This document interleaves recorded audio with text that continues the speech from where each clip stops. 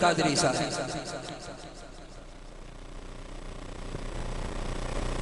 ونسلم على رسوله الكريم أما بعد أعوذ بالله من الشيطان الرجيم بسم الله الرحمن الرحيم يا أيها النبي إنا أرسلناك شاهدا ومبشرا ونذيرا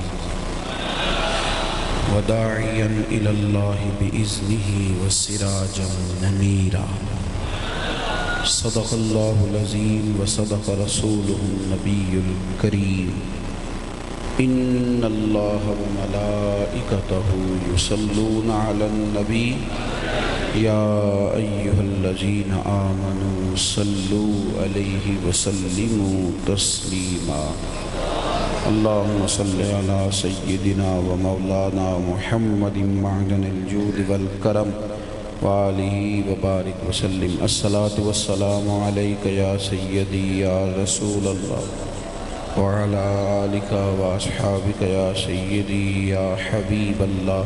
سارے حضرات درود پاک پڑھیے، سارے پڑھیے.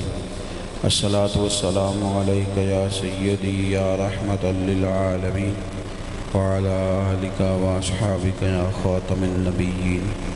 تمام تعریفیں، حمد و ثنا اللہ تعالیٰ جل مجدہ الکریم کے لیے.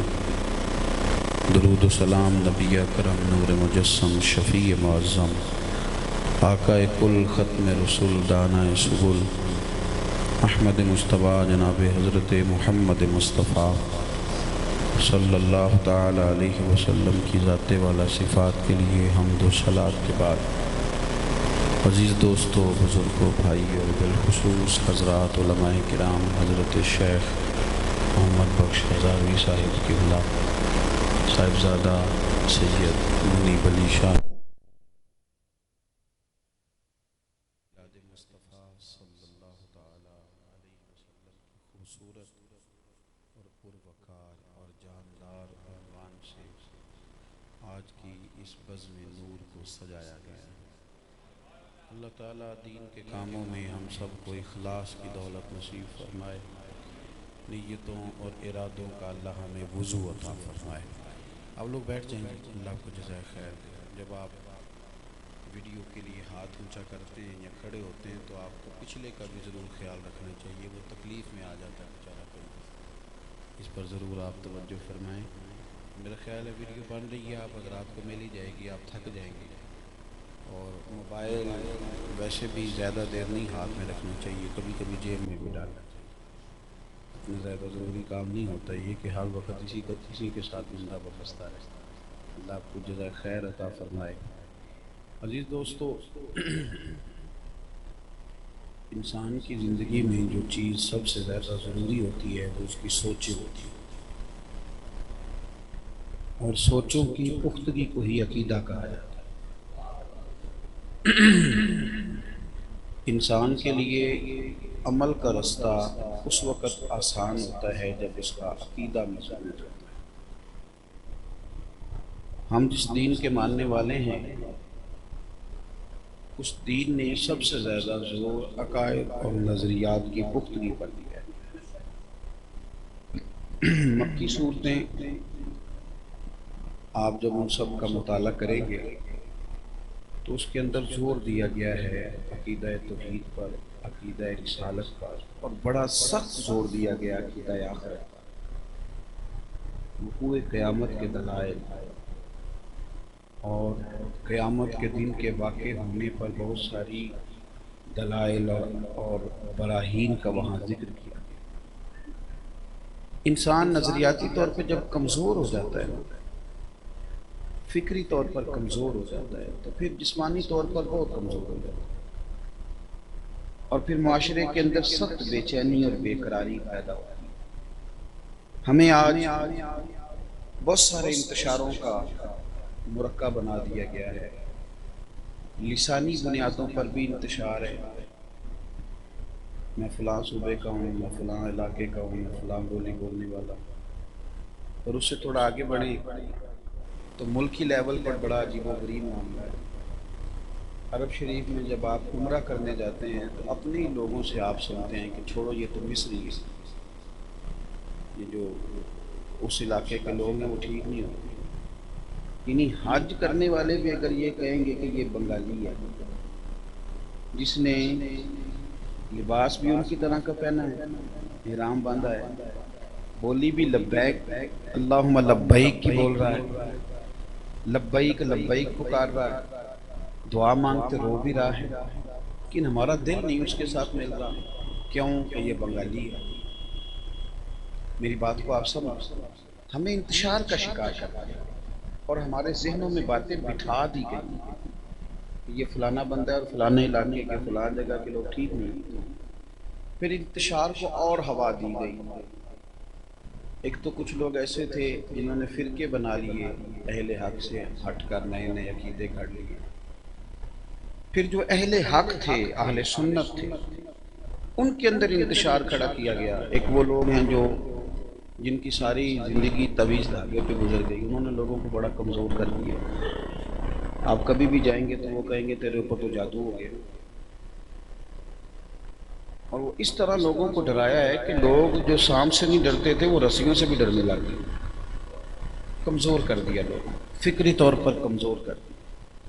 یعنی ایک MBA تعلیم رکھنے والا آدمی تھا اور اس نے اپنی بیوی کو اتنا مارا کہ ہاسپٹل چلی گئی۔ تو جب صحافیوں نے اس سے پوچھا، اخبار میں خبریں گردش کرنے لگی، تو کہنے لگا میرے اوپر تویز کراتی ہے۔ اتنی کچی بات اس نے کر دی، اتنے چھوٹے نظریات۔ یہ سارا انتشار ہے ذہنوں کو کمزور کرنے کے لیے۔ جب لوگ کمزور ہو جاتے ہیں، فکری طور پر کمزور ہو جاتے ہیں، تو میرے بھائی وہ کچھ بھی نہیں کر پاتے۔ ڈرے ہوئے لوگ رہتے ہیں، سہمے ہوئے رہتے ہیں، پتہ نہیں کیا بنے گا، ایک خوف کا منظر ہے۔ اسی طرح عقیدے کے لحاظ سے آج لوگوں نے اپنی خطابت چمکانے کے لیے، یعنی میری طرح کا بالکل فارغ آدمی بھی کھڑا ہو کے کہتا ہے آج میں بتاؤں گا تمہیں، میں بتاؤں گا اہل بیت کی شان کیا ہے۔ تو میں کئی دفعہ ہنس پڑتا ہوں، میں کہتا ہوں یار تو بتائے گا، کمال ہو گئی ہے۔ یعنی تیرے بتانے سے اہل بیت کی شان کا پتہ چلے گا، جن کی شانیں قرآن نے بھی بیان کر دی، مصطفیٰ کے فرمان نے بھی بیان کر دی۔ آپ تھوڑا سا اس بات کو سمجھیں کہ قرآن مجید میں جس شخص کی عظمت بیان ہو جائے پھر اس کو ضرورت رہتی ہے کہ کوئی میری طرح کا خطیب دلیلیں دے۔ میں آج بتاؤں گا جی میں وکیل ہوں جی صحابہ کا، آج میں بتاؤں گا، او بھائی تو مہربانی کر تو، اور اس طرح کا رویہ بنایا جاتا ہے جیسے بڑے دشمن کوئی بیٹھے ہیں صحابہ اور اہل بیت۔ تو بڑی جناب زوردار اپنی تقریر چمکانے کے لیے آپ نے کیا قوم کو بیچاری کو کس کام لگا، اتنا سخت انتشار ذہنوں میں، اور وہ سوالات آپ نے قوم کے دلوں میں بٹھا دیے ہیں کہ جو کبھی سوچے بھی نہیں تھے، اور ایسے مسائل پر آپ ڈسکس کر رہے ہیں اور آپ چیلنج دے رہے ہیں۔ مہربانی کریں، آپ بیٹھے ہیں شیشے کے کمرے میں، آپ کے پاس ہے کروڑوں روپیہ، آپ ہیں مالدار، اس لیے آپ روز نئی سے نئی کہانی ممبر اور محراب سے جاری کرتے ہیں۔ اگر آپ کو بھی سویرے مزدوری کرنے جانا پڑتا نا، اور آپ کو بھی پتہ ہوتا کہ بیٹیاں بیانی ہیں تو تکلیف کتنی زیادہ ہے، تو پھر آپ قوم کو الجھاتے نا۔ آپ نے کہاں لگا دیا لوگوں کے نظریات کو؟ روز بروز آپ جب کسی چیز میں انتشار آ جاتا ہے نا، میرے درد کو سمجھے میں کیا کہنا چاہتا ہوں، جب آپ کسی کو انتشار کا شکار کر دیتے ہیں نا، انتشار کا۔ ایک مذہب آدمی سے ایک دفعہ ملاقات ہوئی تو میں نے اسے کہا کہ یار آج کسی دور میں وہ میرے ساتھ کالج میں رہے تھے، میں نے ان سے کہا کہ آپ یہ کیا کرتے ہیں؟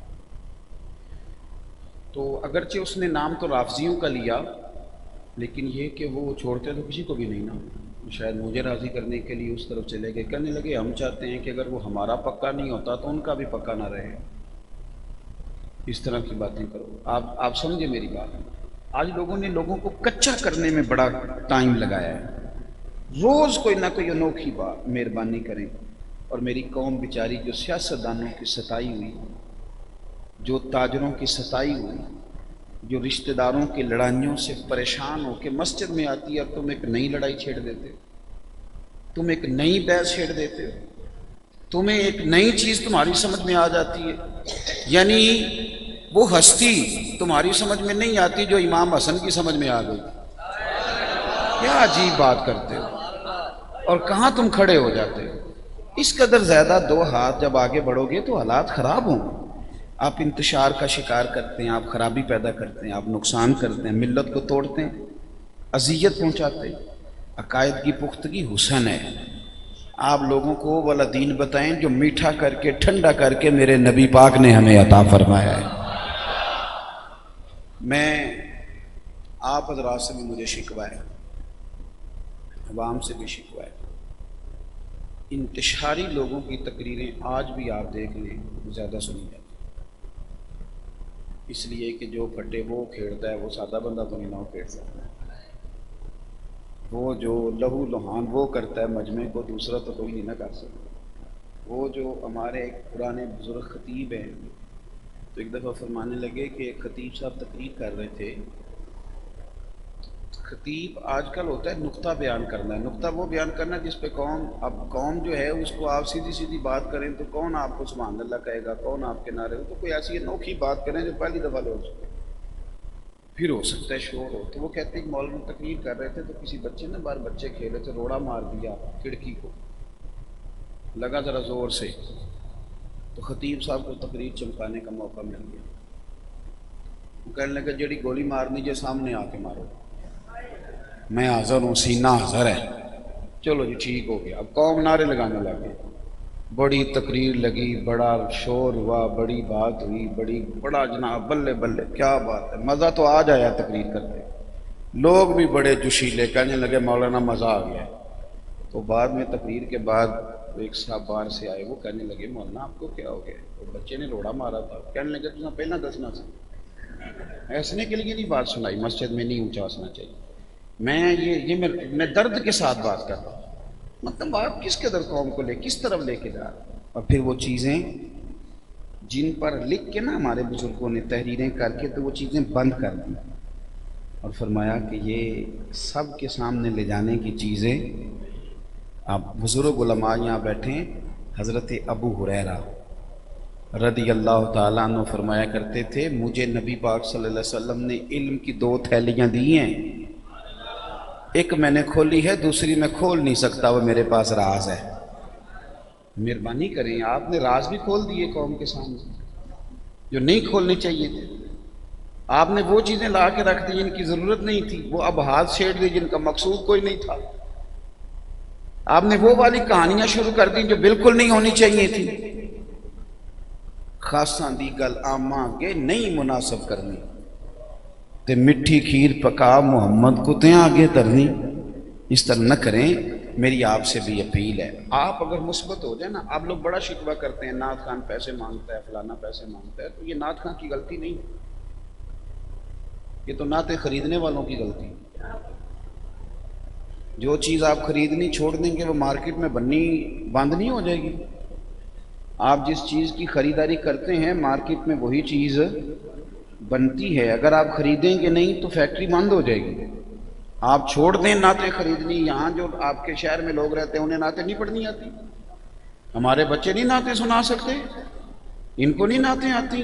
اہل سنت کا تو چھوٹا سا بچہ بھی آپ کھڑا کریں، اس کو لفظ سیدھے نہیں کہنے آتے پر وہ یہ ضرور کہہ لیتا ہے کہ مولا یصلی وسلم دائما ابدا۔ اس کی زبان توتلی بھی ہو تو پھر بھی وہ کہہ لیتا ہے کہ سب سے اولا ہو اعلیٰ ہمارا نبی، سب سے بالا ہو اعلیٰ اپنے مولا کا پیارا، اور دونوں عالم کا دھولا۔ اور تھوڑی کام کر دیں جی کو میرے عزیز، سمجھ لیں آپ چیزوں کو کہ آپ مثبت چیزوں کی طرف آپ لوگ جائیں۔ آپ کے بنانے سے حکومتیں بنتی ہیں، آپ کے بنانے سے نعت خواں پروموٹ ہوتا ہے، آپ کے بنانے سے انتشاری لوگ میدانوں میں آتے ہیں۔ آپ اگر اپنا رویہ ٹھیک کر لیں گے، ذائقہ ٹھیک کر لیں گے آپ، تو انشاءاللہ تعالیٰ سنانے والے بھی اپنا رویہ صحیح کہہ رہا ہوں میں۔ آپ ذمہ داری اسٹیج پہ نہ ڈالیں کہ یہاں سے یہ ہو رہا ہے، آپ بھی کچھ احساس پیدا کریں۔ دیکھو اللہ تعالیٰ نے قرآن مجید میں فرمایا یا ایھا النبی انا ارسلناک شاہدا و مبشرا و نذیرا، فرمایا اے غیب کی خبریں دینے والے محبوب، ہم نے آپ کو گواہ بنا کے بھیجا ہے، خوشخبری دینے والا بنا کے بھیجا ہے، ڈر سنانے والا بنا کے بھیجا ہے، وداعیا الی اللہ، اور ہم نے آپ کو اللہ کی طرف بلانے والا بنا کے بھیجا، بِإِذْنِ ہی، اس کے اذن کے ساتھ، حکم کے ساتھ، وَسِرَاجًا مُنِيرًا، اور آپ کو چمکتا ہوا آفتاب بنا کے بھیجا ہے۔ نبی پاک صلی اللہ علیہ وسلم داعیہ اللہ ہیں۔ حضور صلی اللہ علیہ وسلم نے ہر اس چیز کا بیان فرمایا، ہر اس چیز کا جو اللہ کی طرف بلانے والی ہے۔ آج ہمارے عقیدوں میں ایک خرابی سب سے بڑی جو پیدا کی جا رہی ہے وہ یہ ہے کہ کچھ ادیب، کچھ شاعر، کچھ سیاستدان یہ کہتے ہیں کہ جو جس کو بھی پکارتا ہے نا وہ کسی نہ کسی رنگ میں اللہ کو ہی پکارتا ہے۔ وہ جا کے نا تو ہندوؤں کی ہولی میں بھی شرکت کر لیتے ہیں، وہ سکھوں کے گردوارے بھی چلے جاتے ہیں سر پہ کپڑا لے کے، وہ سارے کام کر لیتے ہیں۔ وہ کہتے ہیں سارے رنگ اللہ کے ہی ہیں۔ یہ بہت بڑا رستہ تم کھول رہے ہو توحید باری تعالیٰ کے خلاف۔ ظالموں، اگر سارے کسی نہ کسی رنگ میں اللہ کو ہی پکارتے تھے تو پھر نبی پاک بتوں کو پوجنے والوں کے خلاف جہاد کیوں فرماتے رہے؟ نبی پاک صلی اللہ علیہ وسلم نے علم جہاد بلند کیا، فرمایا بتوں کو پوجنے کی اجازت نہیں دی جائے گی، اور تم نے بت پروموٹ کرنے شروع کر دیے، تم نے عرب شریف کے اندر بھی مندر بنوانے شروع کر دیے، تم نے تباہی اتار دی۔ وہ جس کام کے لیے اتنی ماریں کھائی گئیں، اتنی قربانیاں دی گئیں، اتنی جنگیں برپا کی گئیں، اگر سارے کسی نہ کسی روپ میں اللہ کو ہی پکارتے تھے تو اس کا معنی کیا تھا؟ آج لوگوں کو نظریات کو کچا کیا جاتا ہے۔ یہ ہمارے ہاں ایک لفظ بولا جاتا ہے جی فلانی شے منحوس ہوتی ہے، بلی رستہ کاٹ گئی، ابھی تک آپ کے ہاں تو نہیں نہ ہوتا ایسا، بلی رستہ کاٹ گئی لہذا یہ کام خراب ہو جائے گا۔ تو ایک دوست مجھے ہوتا ہے جی کالی بلی رستہ کاٹ گئی، اکثر ہوتا ہے نا جی۔ تو ایک صاحب مجھے کہنے لگے حضرت صاحب میں نہیں آج سفر پہ گیا، کالی بلی رستہ کاٹ گئی تھی۔ تو میں کہ کالی بلی رستہ کاٹ جائے تو سفر نہیں کرنا چاہیے، تو اگر کالی گاڑی رستہ کاٹ جائے تو پھر بھی جانا چاہیے کہ واپس آ جانا چاہیے؟ کالے رنگ کی گاڑیاں بھی گزرتی ہیں نا گاڑی کے آگے سے، عجیب معاملہ ہے۔ حضرت رومی رحمۃ اللہ نے لکھا ہے کہ ایک بادشاہ کہتا تھا کہ مجھے صبح صبح شکار میں جب کھیلنے جاؤں تو کوئی بندہ رستے میں مل جائے نا کبھی تو نحوست پڑ جاتی ہے، میرا شکار ٹھیک نہیں ہوتا۔ تو وہ بندہ بادشاہ شکار کے لیے جب جا رہا تھا تو اس نے کہا سارے رستے خالی کرا دو بھئی کو مجھے نظر نہ آئے۔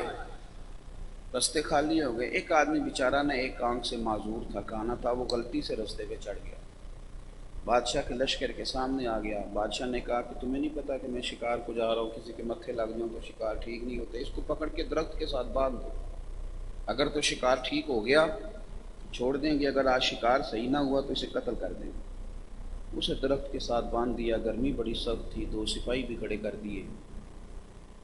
بادشاہ اس دن گیا تو شکار بڑا شاندار ہوا، پتہ نہیں غریب دعا کرتا رہا، بڑا تگڑا شکار ہوا۔ اور پھر رومی کہتے ہیں جب بادشاہ شکار کر کے واپس آیا نا تو اس آدمی کے سرانے، اب صبح سے بندہ بھوکا پیاسا بندہ ہے، گرمی بڑی سخت تھی، زبان باہر آ گئی پیاس سے، بڑی تکلیف میں تھا۔ بادشاہ کہنے لگا کھول دو اسے، آج شکار بڑا اچھا ہوا ہے، کھول دو۔ اب وہ کہتے ہیں تنگ آمد بجاگ آمد، وہ تنگ بڑا آیا تو اس نے کہا مرنا تو ہے ہی، تو آج سچ بول کے مریں۔ کہنے لگا بادشاہ تیرا شکار بڑا اچھا ہوا ہے، اس نے کہا بڑا اچھا۔ کہنے لگا دیکھ لے تو نے سویرے میرا منہ دیکھا تھا، تیرا دن اچھا گزرا ہے، پر میں نے سویرے تیرا منہ دیکھا تھا اور میرا بڑا برا گزرا ہے۔ اب تو بتا کہ نحوست میرے اندر ہے کہ تیرے اندر ہے؟ ہمارے ہاں تہمات کو عروج دیا گیا۔ یہ تویز دھاگے والے بندے کا کام ہی تب چلے گا جب وہ آپ کو کہے گا کہ آپ کو کسی نے کچھ کیا ہوا ہے، ورنہ اس کی تو دکان بند ہو جائے گی، کیسے کام چلے؟ سنو مسلم شریف کی حدیث، نبی پاک علیہ السلام کے صاحبزادے کا وصال ہو گیا، اسی دن سورج گرہن بھی ہو گیا۔ حضور صلی اللہ تعالیٰ علیہ وسلم کو صاحبزادے کے وصال کی اتنی تکلیف تھی کہ داڑھی مبارک آنسوؤں سے بھر گئی، لیکن سورج کو گرہن بھی لگ گیا۔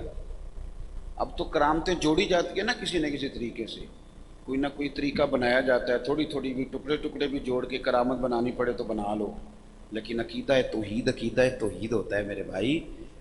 جب سورج گرہن ہوا اسی دن اور صاحبزادے کا بھی وصال ہوا، اور سرکار بظاہر دکھی بھی بہت زیادہ تھے، آنسو بہا رہے تھے کہ بیٹا چلا گیا ہے۔ کچھ لوگوں نے کہا کہ دیکھ لو آج حضور کے صاحبزادے کا وصال ہو گیا ہے، سورج کو بھی گرہن ہو گیا ہے۔ لوگوں نے یہ باتیں کرنی شروع کر دی. چلتے چلتے میرے محبوب کے مقدس کانوں تک آواز گئی کہ سرکار کے صاحبزادے کے وصال کو سورج گرہن کے ساتھ جوڑا جا رہا ہے. تو نبی پاک صلی اللہ علیہ وسلم نے فرمایا ابھی لوگوں کو مسجد میں بلاؤ. جمعے کا انتظار نہیں کیا. عقیدے کی حفاظت اتنا ضروری کام ہے. فرمایا ابھی بلاؤ مسجد میں. ابھی سب لوگوں کو مسجد میں بلایا گیا.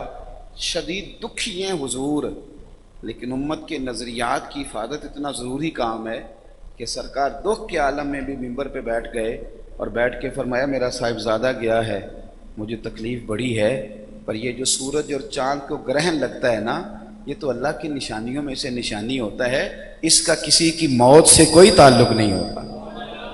فرمایا یہ جس نے جوڑا اس نے غلط کیا ہے. آپ میری بات کو سمجھے میں کیا عرض کر رہا ہوں. آپ عاملوں کے چکروں میں پڑیں گے، تویز دھاگوں والوں کی کہانیاں سنیں گے، آپ وہ جو سنسنی خیز انداز میں باتیں کر رہے ہیں اس کی بات سنیں گے. کس چکر میں آپ الجھ؟ حضور صلی اللہ تعالی علیہ وسلم نے لوگوں کا عقیدہ توحید مضبوط کیا اور لوگوں کو بتلایا کہ اگر تم گردن اٹھا کے جینا چاہتے ہو تو پھر تمہارا اپنے رب کی ذات پر توکل مضبوط ہونا چاہیے. میلاد والے رسول نے جو بہت ساری جگہوں سے ہمارے تعلقات توڑ کے ایک رب کے ساتھ جوڑا ہے تو حضور نے ہمیں مضبوط کر دیا ہے. نبی پاک نے ہمیں، آپ دیکھیے غار ثور کے اندر حضرت صدیق اکبر رضی اللہ تعالیٰ عنہ فرماتے ہیں کہ کفار غار تک آ گئے تھے. جن لوگوں نے زیارت کیا وہ جانتے ہیں کہ ذرا اس طرف جو بڑا سوراخ ہے نا، ذرا نیچے بندہ پیروں کی طرف دیکھے تو اندر سارا کچھ نظر آتا ہے. یہ نوجوان میری بات کو سنیں توجہ سے. یعنی ڈاکٹر نے کہہ دیا کہ بندہ نہیں بچے گا، رپورٹیں بول پڑی کہ بندہ نہیں بچے گا، ٹیسٹ سارے منفی آ گئے. سامنے پہنچ گئے کفار، ذرا وہ نیچے دیکھیں گے تو گرفتار کر لیں گے. حضرت صدیق اکبر گھبرائے، یا رسول اللہ وہ تو آ گئے، وہ بالکل دروازے پہ پہنچ گئے. اب پتہ چلتا ہے اللہ پہ بھروسہ کتنا ہے. اب میری باتوں کی سمجھ آ رہی ہے آپ حضرات کو؟ دروازے پہ آ گئے، یا رسول اللہ یہ پہنچ گئے. حضرت صدیق اکبر فرماتے ہیں میں غمگین تھا پر حضور بڑے مطمئن تھے.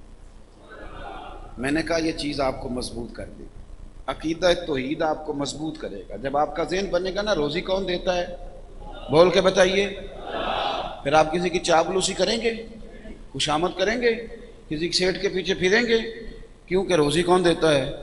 پھر تو آپ سیٹ صاحب سے کہیں گے یہ آرزو کرم اور میں آپ سے کروں، یہ آرزو کرم اور میں آپ سے کروں، یہ بھیک اس کو دیجئے جس کا خدا نہ ہو. پھر آپ کو سیٹھوں نوابوں کے پیچھے پھریں گے.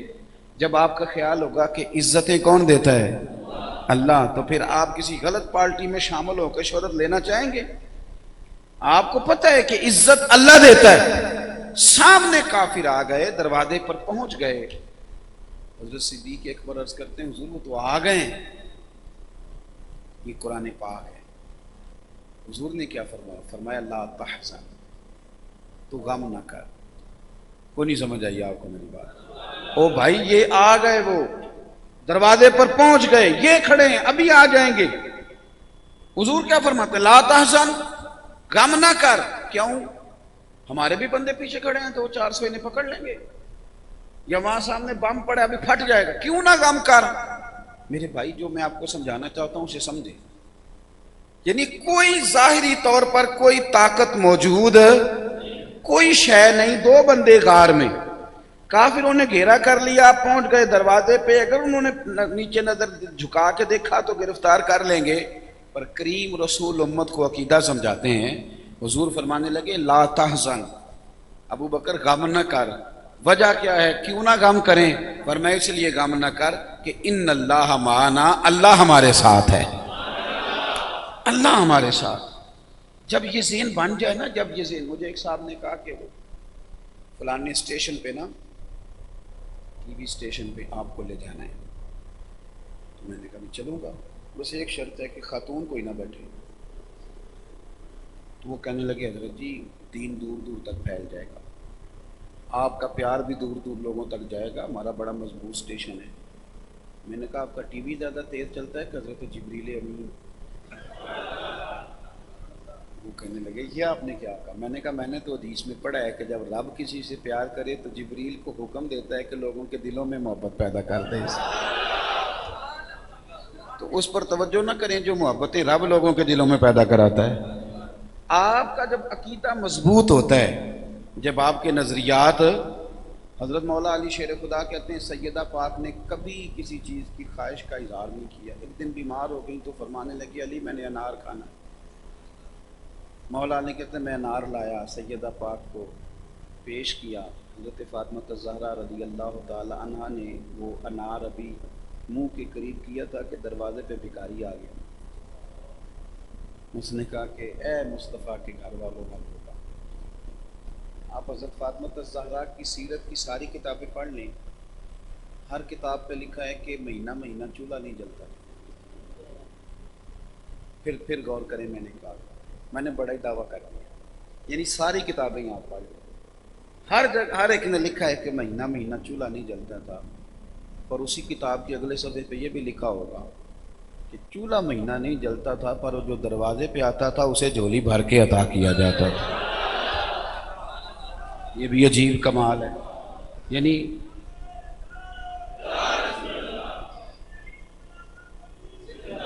بھائی ایک انار آیا، کھانے لگی، دروازے پہ بھکاری آ گیا. تو حضرت مولا علی شیر خدا کہتے ہیں کہ انہوں نے کہا کچھ نہیں. انار جب مجھے واپس کیا تو کہنے کی ضرورت ہی نہیں تھی، مجھے بھی سمجھ آ گئی.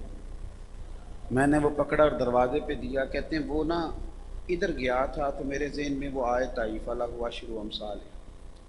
ایک دو تو رب 10 دیتا ہے، ایک نیکی کا اجر 10. کہتے ہیں وہ بھکاری لے کے ادھر گزرا، ابھی وہ گلی کی نکر مڑا تھا کہ حضرت سلمان فارسی آ گئے. آ کے دروازے پہ دستک دی. کہتے میں نے دروازہ کھولا تو انہوں نے مجھے 9 انار دیے. کہنے لگے یہ حضور نے بھیجے ہیں. تو میں نے کہا یہ ہمارے نہیں. اللہ کرے آپ کو سمجھ آئے. جب یہ عقیدہ ہو جائے تو پھر جینے کا مزہ آتا ہے. پھر تو بندہ پہاڑ جتنا دلیر ہو جاتا ہے. پھر تو کوئی چیز اس سے ٹکراتی ہے تو پاش پاش ہو جاتی ہے. کہا یہ ہمارے نہیں. سلمان فارسی فرمانے لگے کیوں؟ فرمایا یہ کسی اور کے ہوں گے. کہنے لگے آپ بتائیں نا علی آپ کے کیوں نہیں؟ فرمایا اس لیے کہ رب فرماتا ہے میں ایک نیکی کرو تو 10 کا اجر دیتا ہوں، تو ہمیں 9 نہیں مل سکتے، ہمیں تو پورے 10 ہی ملنے ہیں، لہذا یہ ہمارے نہیں. حضرت سلمان فارسی نے جیب میں ہاتھ ڈالا تو فرمانے لگے میں بھی آزما ہی رہا تھا، مصطفیٰ نے 10 پورے ہی بھیجے ہیں، یہ رکھ لو. آپ نظریاتی طور پر جب عقیدہ توحید کے قائل ہوتے ہیں، پھر یہ جو میں دیکھتا ہوں نا سیاستدانوں کی خوش آمدیں یہ ختم ہو جاتی ہے. پھر چھوٹی سی وزارت کے لیے اتنی بھاگ دوڑ اس کی ضرورت نہیں رہتی، پھر معاملہ ختم ہو جاتا ہے عقیدے کو. اور اسی طرح جو عقیدہ رسالت ہے وہ جب تگڑا ہوتا ہے تو پھر آپ یقین کریں کہ پھر تو بندہ پھر وہ نعت خان کی طرح صرف محفل میں پگڑی نہیں باندھتا، پھر تو دنیا کچھ کی کچھ کہتی رہے. وہ مسجد میں بھی ہو تو نعت پڑھتا ہے، اور شادی میں بھی نعت ہی پڑھتا ہے، ولیمے والے دن بھی نعت ہی پڑھتا ہے، اور جب جیل میں ڈالا جائے تو پھر بھی نعت ہی پڑھتا ہے، اور مرتے وقت بھی اس کے لبوں پر محمد مصطفیٰ کی نعت ہی ہوتی. اس کا عقیدہ مضبوط ہو.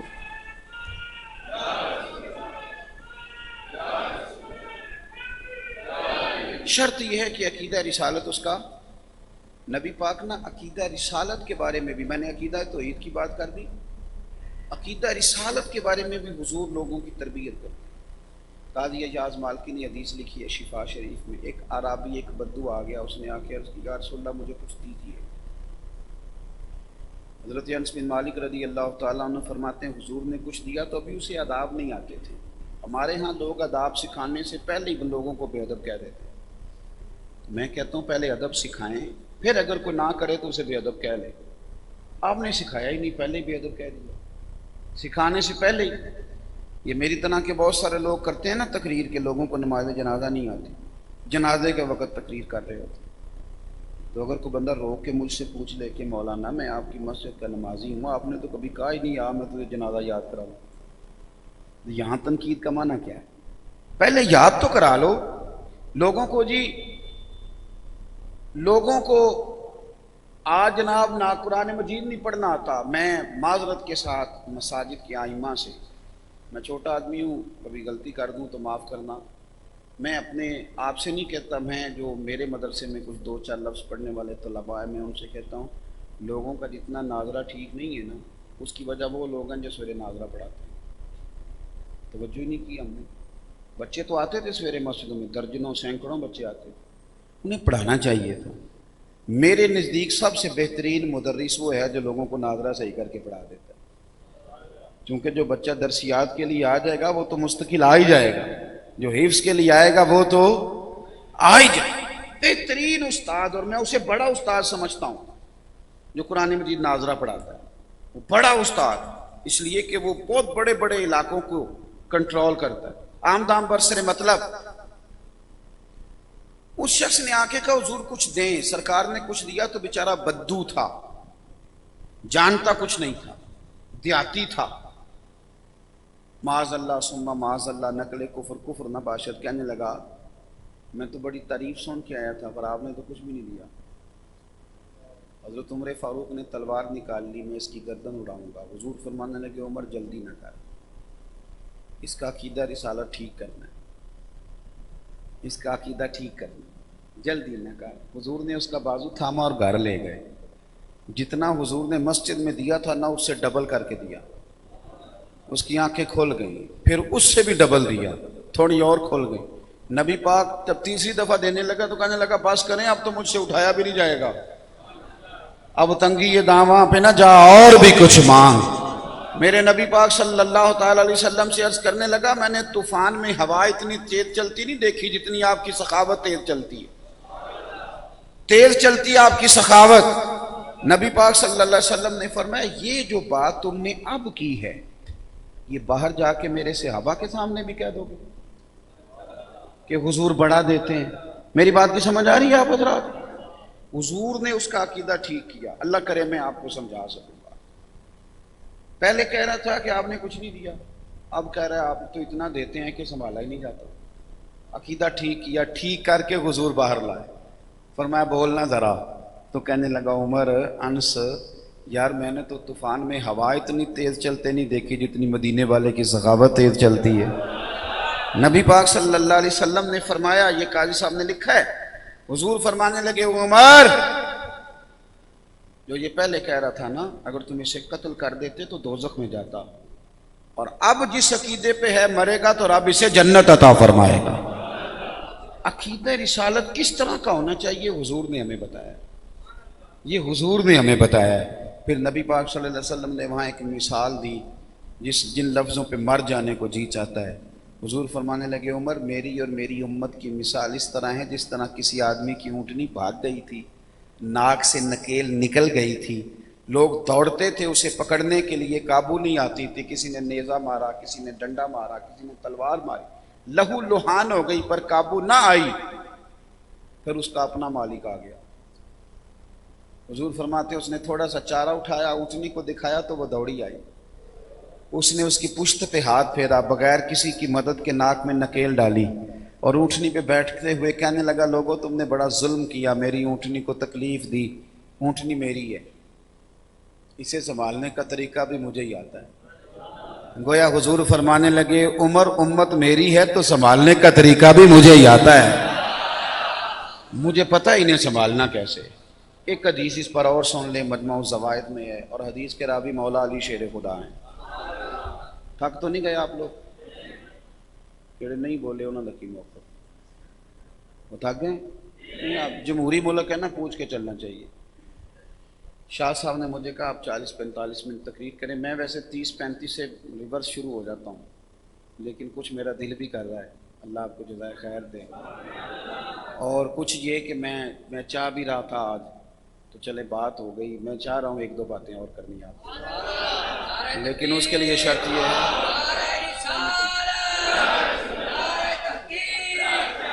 مرضی کروں گا۔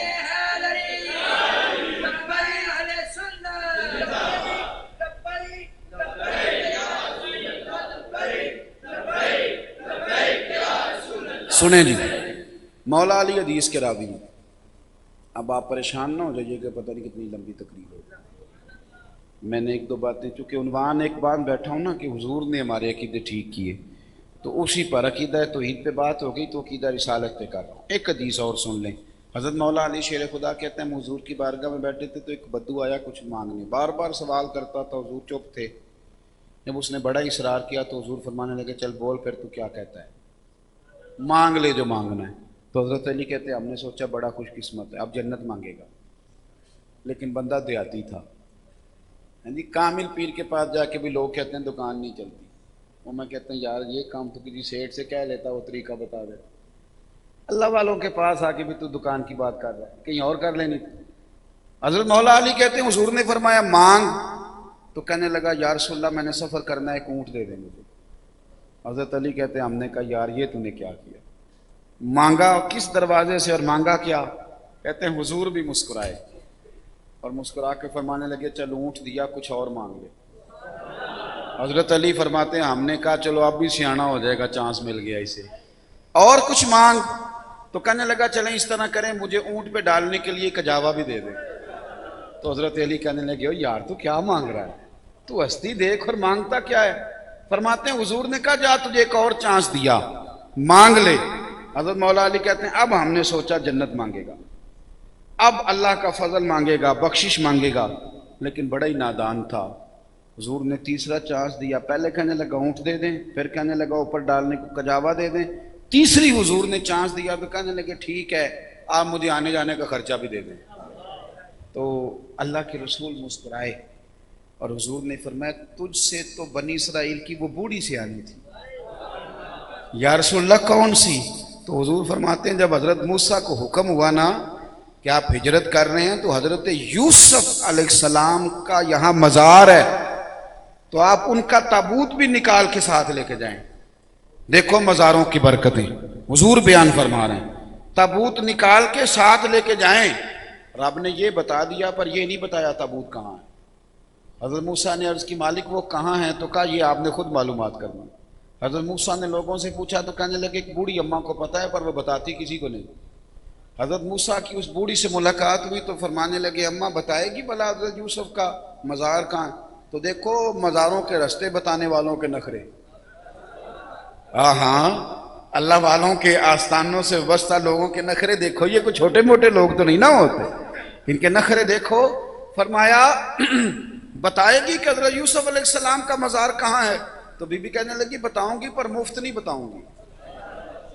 اب اس سے کوئی بندہ گلہ لگا کے نہ بیٹھ جائے کہ مولانا دلیل دے گئے تھے، لیکن یہ ذوق کی بات ہے، اس ذوق کو سمجھے۔ اس عورت نے بھی جو مطالبہ کیا وہ آخرت کے نفع کا ہے، دنیا داری کے نفع کا۔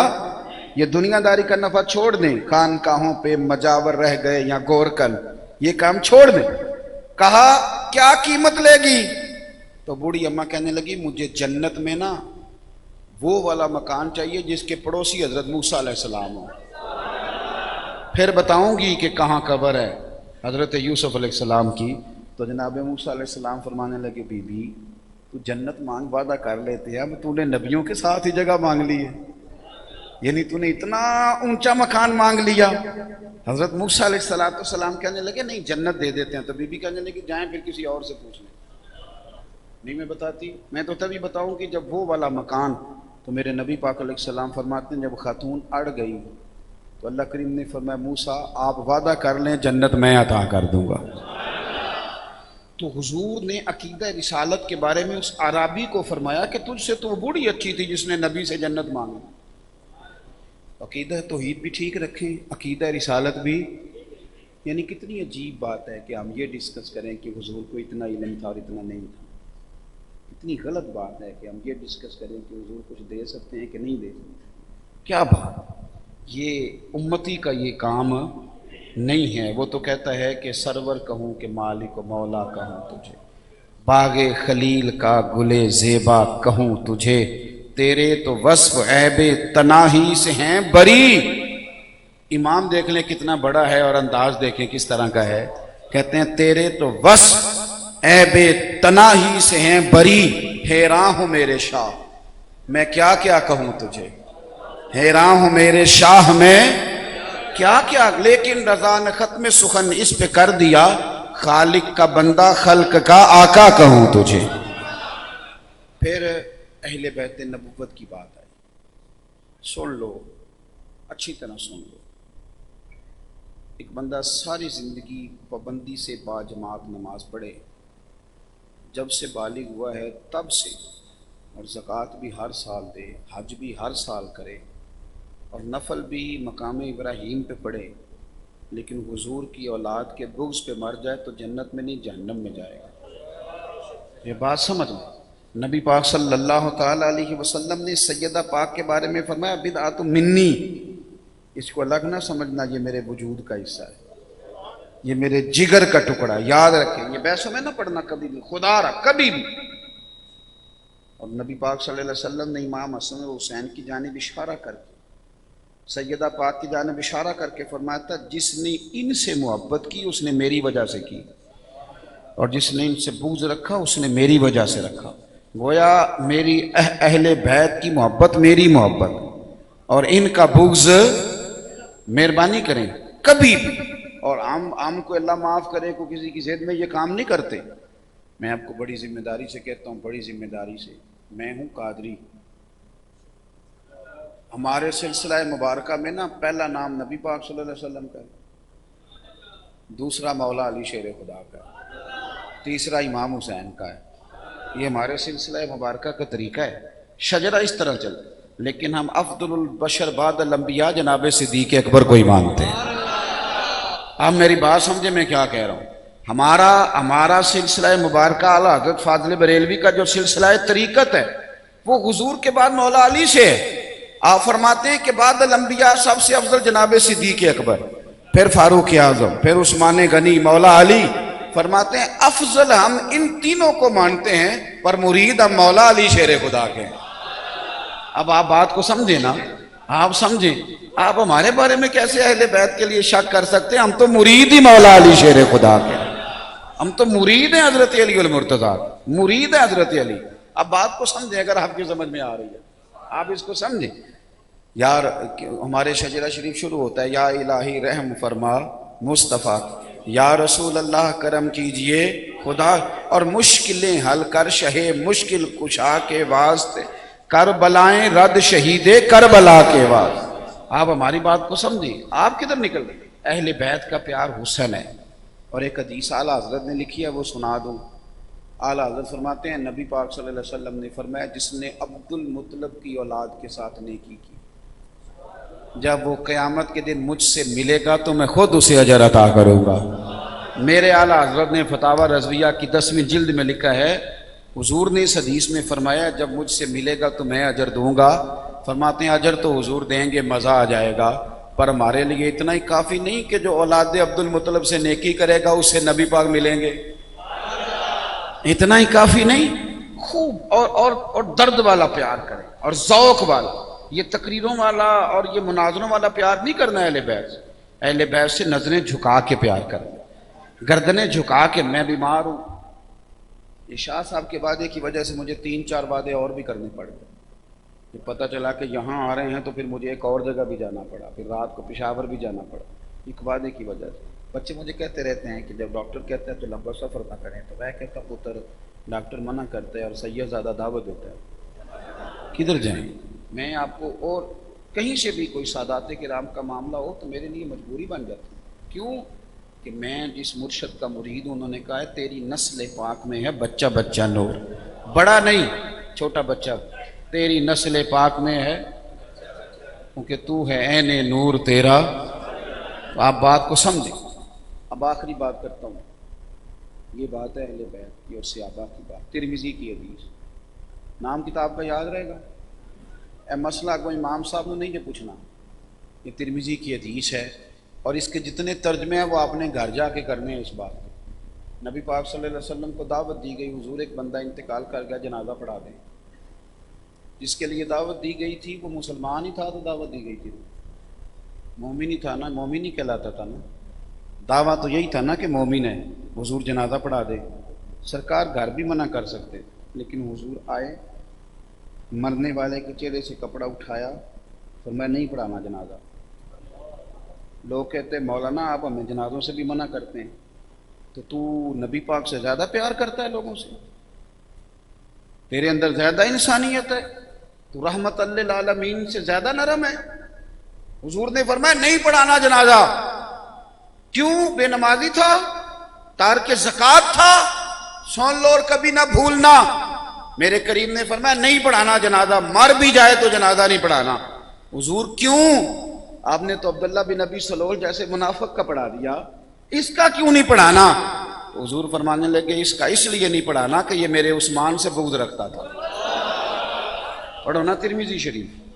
عثمان غنی سے بغض رکھنے والا مر بھی جائے تو میرے نبی جنازہ بھی نہیں پڑھاتے. اور ترمذی ہے، جاؤ سارے ترجمے گھر جا کے کرنا. آپ ہم دیکھیں، ہمارا کسی بندے سے کوئی ذاتی جھگڑا، لیکن جو عقیدہ حضور نے دیا وہ اس پہ تو ہمیں چلنے دو نا، مہربانی کرو.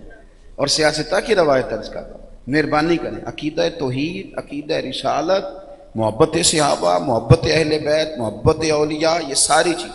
اور آخری بات،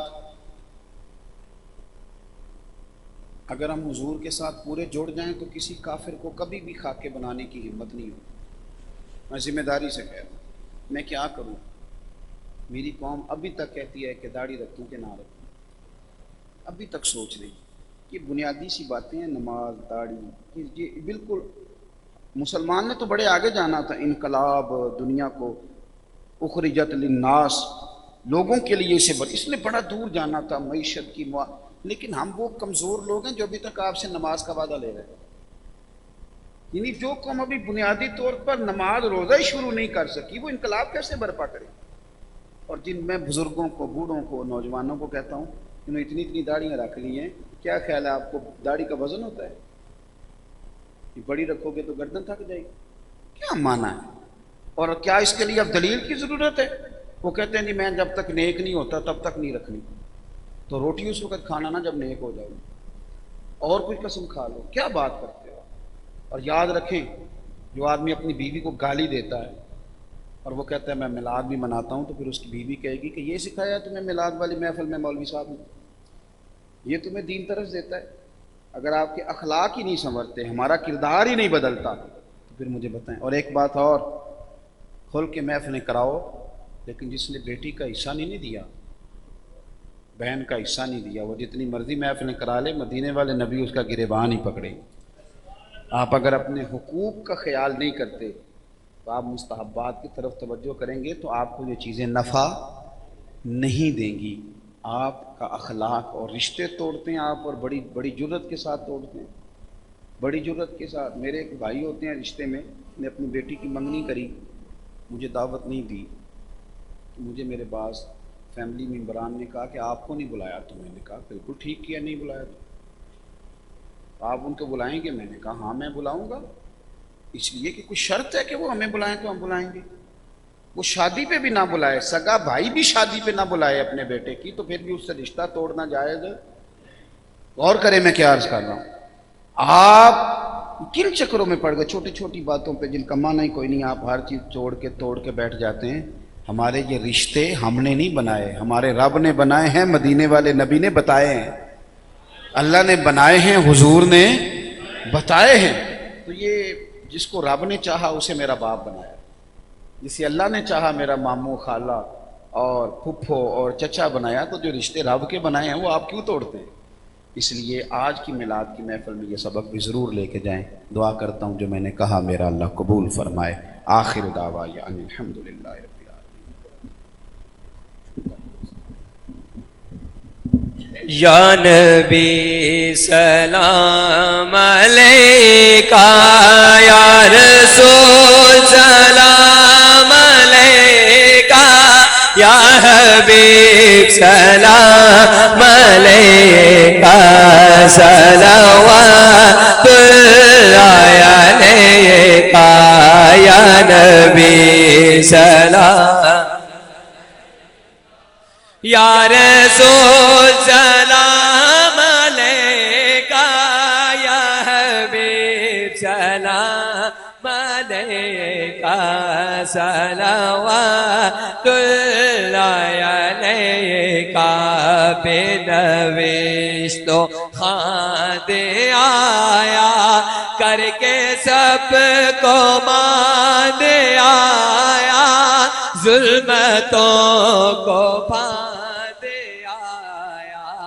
آمینہ کا چاند آیا یا نبی کا یا رسول سلام علیکہ یا حبیب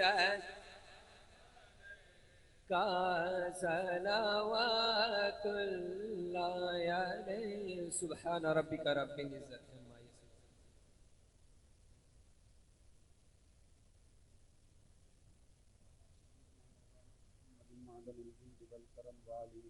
یصفون.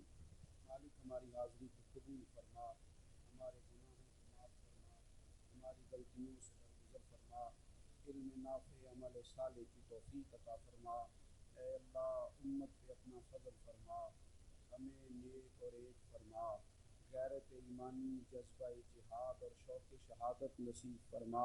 اے عرش و فرش کے مالک ہمیں مسجد کا پیار عطا فرما، قرآن پاک کی محبت عطا فرما. اے اللہ دین کے رستے پہ چلنا ہمارے لیے آسان بنا دے، گناہ اور بدی سے قلبی نفرت عطا فرما دے. ہمارے دن دوستوں نے جو بندوبست کیا انہیں بہترین صلہ عطا فرما، جو تشریف لائے ہیں قدم قدم پہ برکتیں عطا فرما. مالک ہمارا خاتمہ ایمان پہ فرمانا، ہمارا خاتمہ ایمان پہ فرمانا، ہمارا خاتمہ ایمان پہ فرمانا. اے اللہ پوری دنیا کے مسلمانوں کی خیر فرما. اے اللہ علماء قید و بند کی صحبتیں ناجائز برداشت کر لیں. مالک کریم اپنے فضل سے رہائیاں نصیب فرما، اپنے کرم سے رہائی نصیب فرما. اے اللہ جہاں جہاں کفر کے ساتھ مسلمان برسر بیکار ہیں، اسلام کو قوتیں اور ہمتیں عطا فرما. رب اغفر وارحم وانت خیر الراحمین. وصلی اللہ تعالی علی حبیبہ سیدنا محمد. السلام علیکم.